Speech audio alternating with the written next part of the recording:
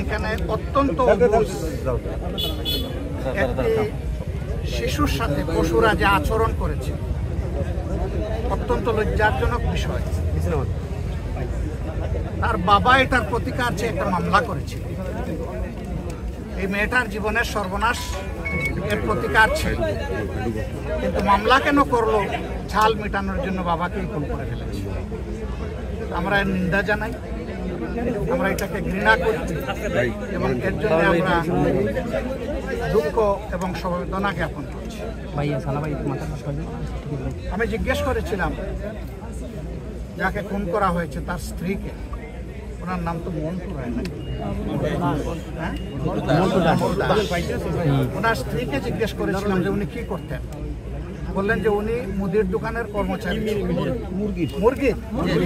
মুরগির দোকানের কর্মচারী। লোক জায়গাও না, ব্যবসা ওনার নাম একটা মুরগির দোকানের কর্মচারী। তিনি কতটুকুই বা আয় রোজগার করতে, তারপরেও তাদের সুখের সংসার ছিল, আয় যাই হোক, কিন্তু সেই সংসারটাকে একদম শেষ করে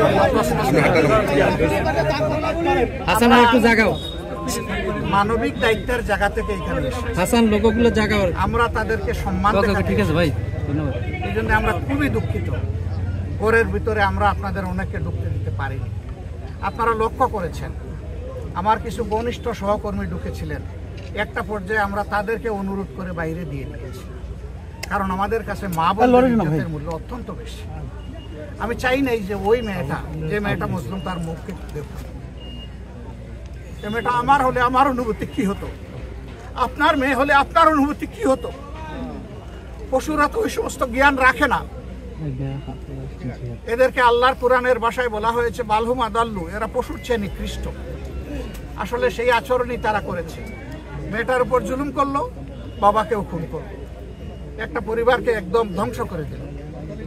আমরা তাদেরকে আশ্বস্ত করেছি যে আমরা তাদের পাশে থাকব। আমি কুটে কুটে জিজ্ঞেস করেছি এ পর্যন্ত কে কে তাদেরকে সহানুভূতি দেখাতে এসেছেন। তারা সবগুলা খুলে বলেছেন। যারাই সহানুভূতি এবং দেখিয়েছেন, সাহায্য করেছেন, আমি তাদের সকলকে ধন্যবাদ জানাই, অভিনন্দন জানাই এবং কৃতজ্ঞতা আদায় করি।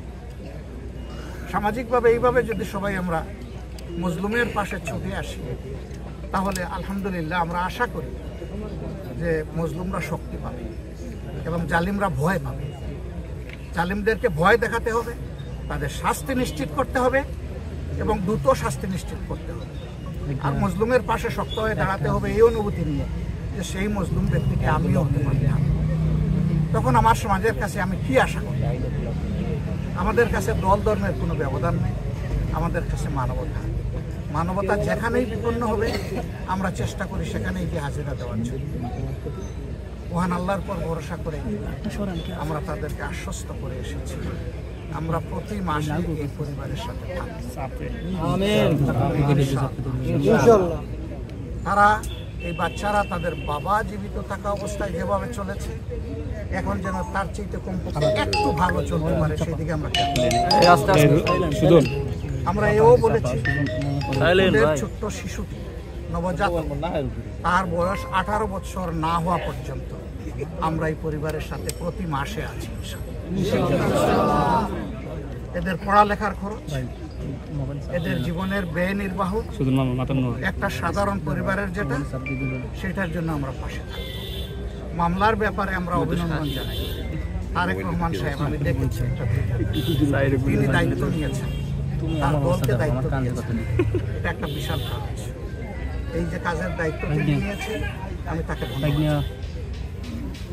এর পাশাপাশি আমাদেরও যারা সংগঠনের আইনজীবী যারা আছেন তারা পাশে থাকবেন, একসাথে লড়াই করবেন। এদের শাস্তি যাতে নিশ্চিত হয়, যাতে এরা কোনোভাবে বেরিয়ে যেতে না পারে, আমরা সেই দাবি জানাই প্রশাসনের কাছে, বিচার বিভাগের কাছে।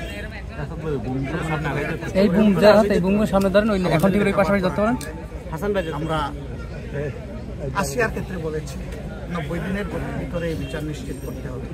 এখানে দুটি মামলা, একটা নির্যাতনের মামলা আর একটা খুনের মামলা।